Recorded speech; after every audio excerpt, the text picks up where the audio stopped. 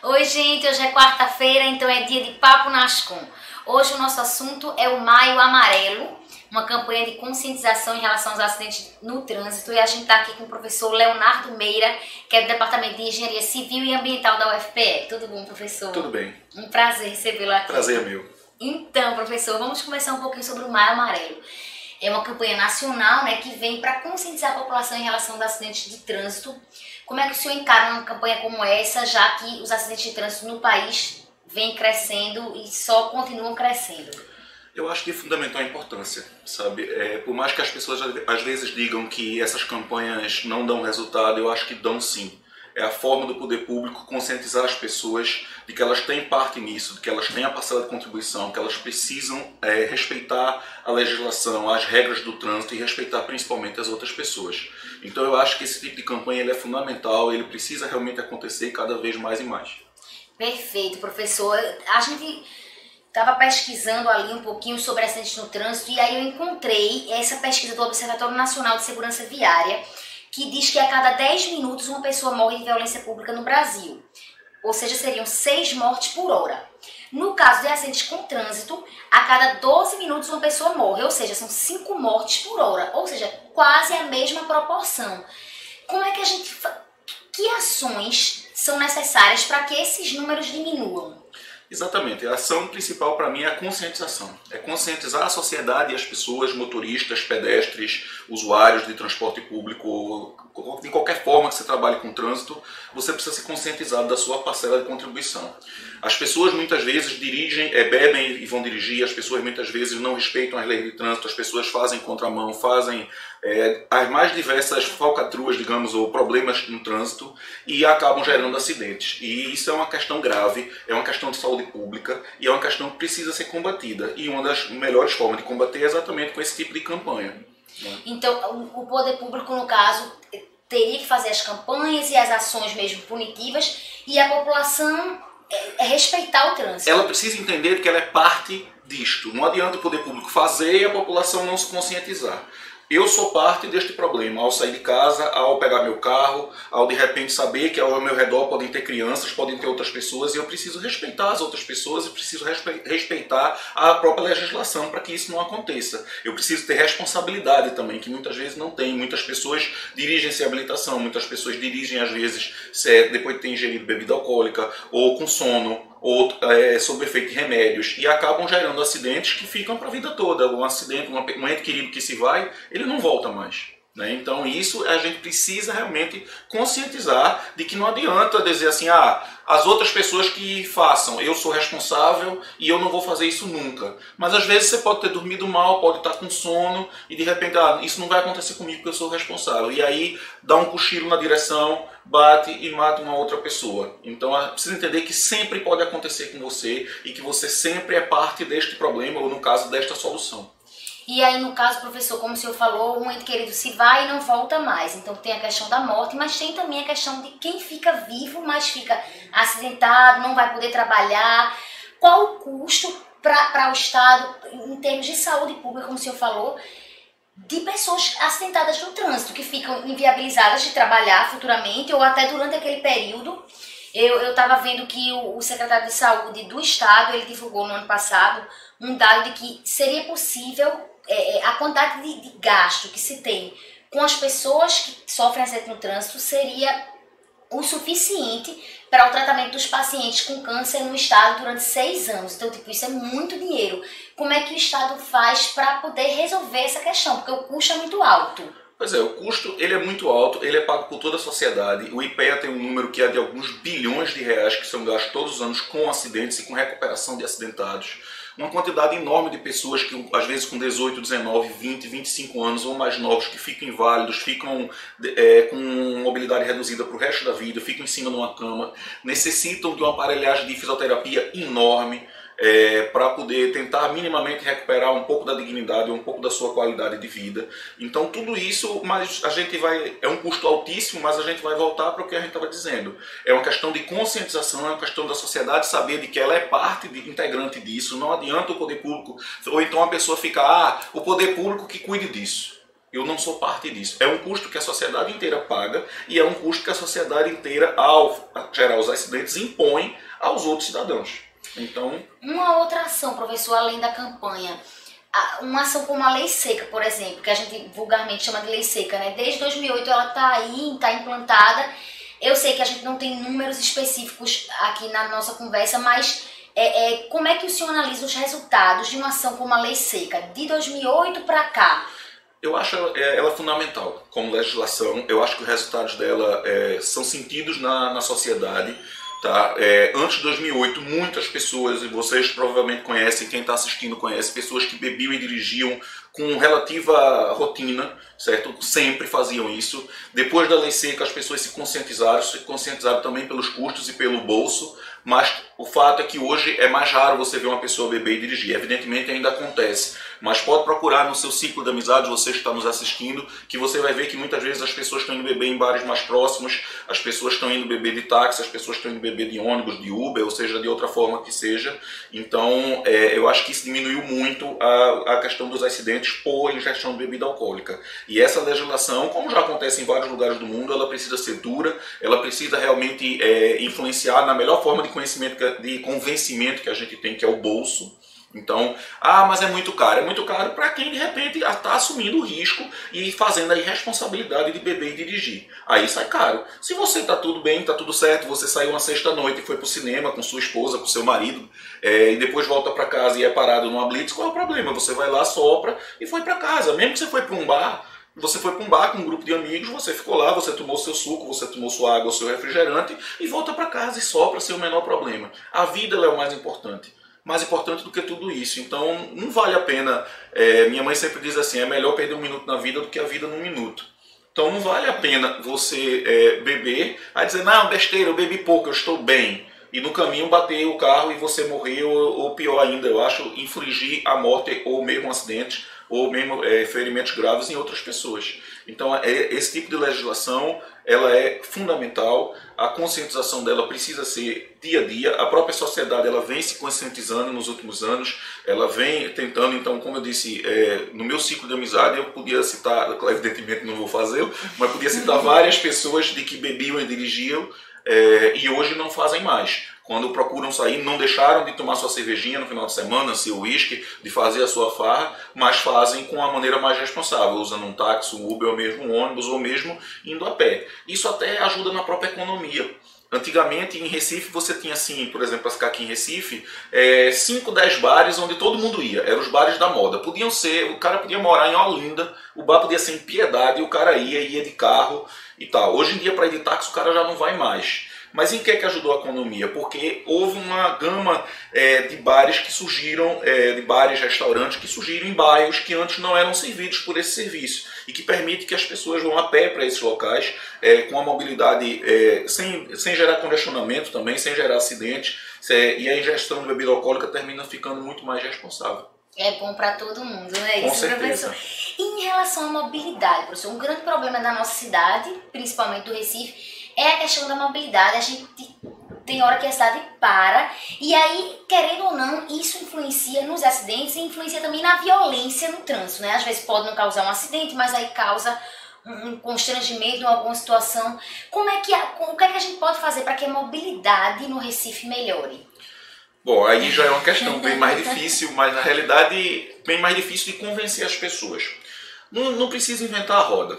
Basta você ver as experiências que aconteceram, que nenhuma cidade do mundo, nenhuma, nem mesmo as americanas, conseguiram resolver o problema de imobilidade delas construindo novas vias. Mesmo Los Angeles, mesmo Atlanta, mesmo as cidades que realmente tentaram buscar isso, hoje em dia já desistiram. Não dá. A frota recifense nos últimos anos ela vinha crescendo numa média de 7 ou 8% ao ano. Mesmo com esses anos de crise, esses 2, 3 anos de crise, ela está crescendo 3% ao ano. Não tem via mangue que você construa que vá dar vazão a isso. É matemática, não dá, a conta não fecha. Se você a cada ano coloca lá 3% a mais, 5%, 8%, ou seja, já teve época da nossa frota estar no ritmo de dobrar a cada 10, 11 anos. Então quando alguém dizia assim para mim, professor, o trânsito hoje está ruim, eu digo, não, ruim vai estar daqui a 10 anos, quando a gente tiver o dobro de carro que a gente tem hoje. E não tem poder público, vamos fazer o quê? Eu já vi gente dizendo assim, vamos pegar lá a Rui Barbosa, vamos pegar a Rosa e Silva e vamos duplicar. Beleza, essa prefeitura que você mora deve ter muito dinheiro, tá? Porque realmente, imagina aquele casario todo, você derrubar, você fazer, e mesmo custo urbanístico para a cidade. Essa não é a solução. Aí a solução é aquela batida de melhorar as calçadas, de melhorar, dar a condição de que a pessoa de repente vai trabalhar de bicicleta, condição e segurança, tanto pública como também na questão dos acidentes, que é o que a gente está discutindo aqui, melhorar o transporte público, porque também não adianta dizer assim, vamos complicar para as pessoas andarem de carro sem se preocupar com a melhoria do nosso transporte público. Na realidade tem que ser uma via de mão dupla. Você melhora o transporte público e, por outro lado, você cria algumas dificuldades para que as pessoas andem de carro. Não dá para imaginar a cidade, seja ela qual for, como se um dia todo habitante dela fosse ter um automóvel e todo habitante dela tivesse direito a andar com esse automóvel o tempo todo para onde quiser. Isso não é uma questão de poder público, pessoal. Isso é uma questão de sociedade. As pessoas, é muito fácil também dizer assim, sentar no meu carro, estou no engarrafamento, e dizer assim, é culpa da prefeitura.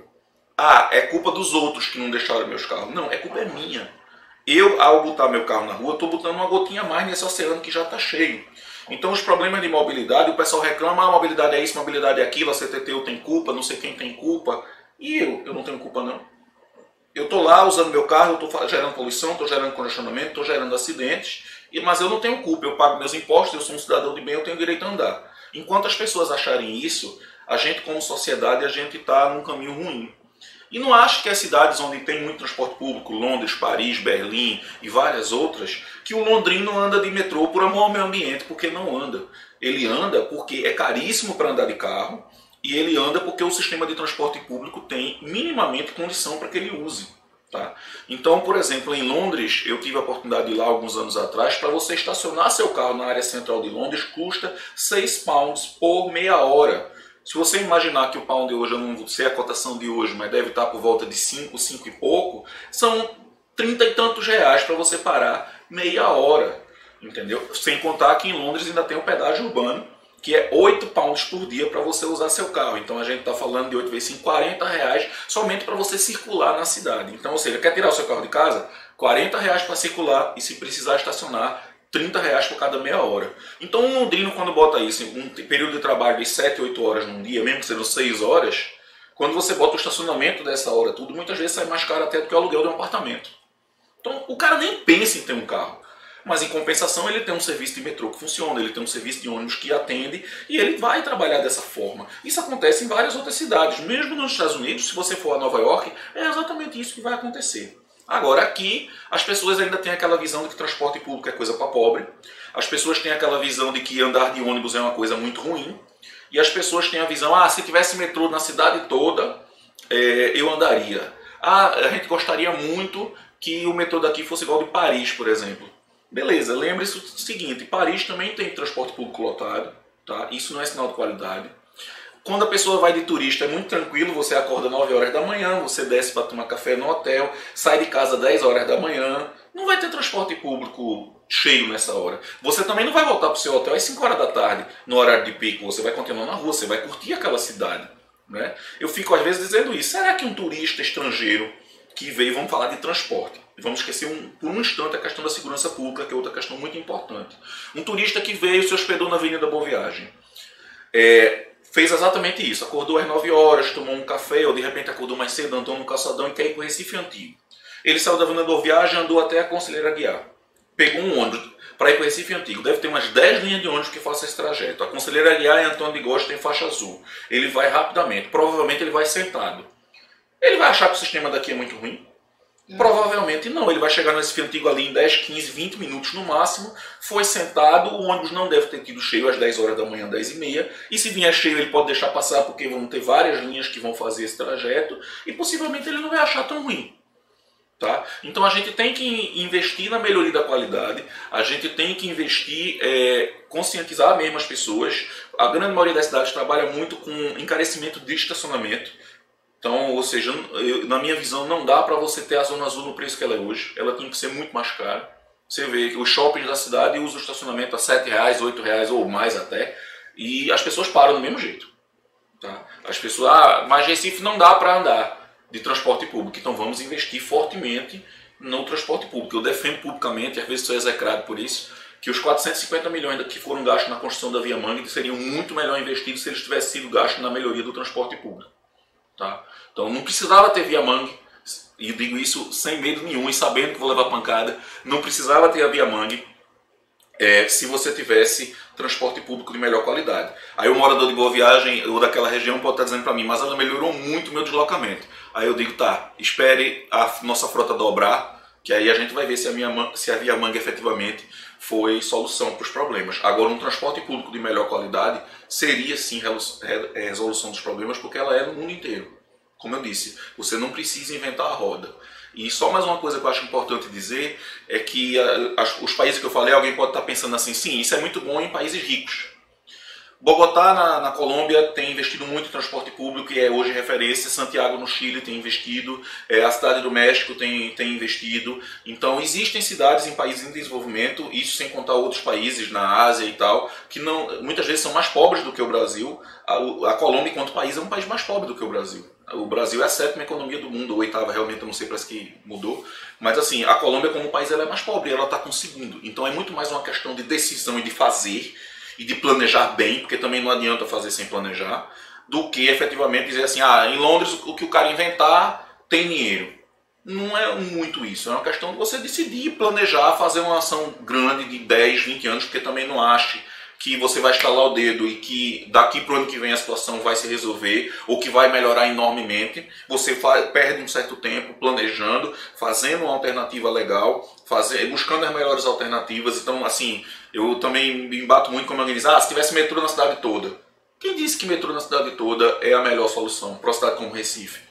Tá? Então precisa se estudar, o VLT é uma boa opção, a faixa azul é uma boa opção, o BRT é uma boa opção e o metrô é uma boa opção. Então você vai estudando aqueles problemas que você tem, aquelas pessoas que você tem para transportar e você vai buscando a melhor alternativa. Então você faz um planejamento, o planejamento do Transmilênio em Bogotá, que hoje é referência do mundo, era um trabalho do ano 2000 ao ano 2031. Então são 31 anos de planejamento para você ir fazendo e ali vão ser gastos bilhões de dólares, no caso reais, se você converter, para melhorar a mobilidade de uma cidade de 7 milhões de habitantes, por exemplo. O Bogotá tem mais população do que o Rio de Janeiro. Então não é também uma cidade muito simples. E para quem diz, não, é uma cidade mais nova. Não, ela é de 1536. Ela é, por exemplo, 4 anos só mais nova do que Recife, que se a memória não falha é de 1532. Então é uma cidade que tem favela, tem carência, tinha violência grande, tinha a questão do narcotráfico. E os caras resolveram fazer um planejamento para mudar a cara da cidade. Então se Bogotá fez e outras fizeram, por que Recife não pode fazer? Por que Bogotá fez um sistema de transporte totalmente inspirado no de Curitiba? Inclusive com muita coisa de tecnologia nacional, inclusive com financiamento do BNDES. E Curitiba mostrou o caminho das pedras aos brasileiros na década de 70 e nenhuma cidade brasileira até hoje conseguiu seguir o modelo de Curitiba. Isso. Como é que Los Angeles, nos Estados Unidos, hoje está fazendo corredores de BRT inspirados em Curitiba e no Brasil a gente não consegue fazer? Então, para mim, muito mais que uma questão de falta de dinheiro, é uma questão de falta de decisão e de planejamento. Perfeito, professor. Eu acho que disse tudo. E temos também o Rio aí, né? O Parque, o Projeto Capibaribe, quem sabe também não é uma solução. Sim. Eu queria agradecer muitíssimo sua participação aqui no Papo, professor, e até a próxima. Muito obrigado, até a próxima. É isso, gente. Quarta que vem tem mais Papo nas Com.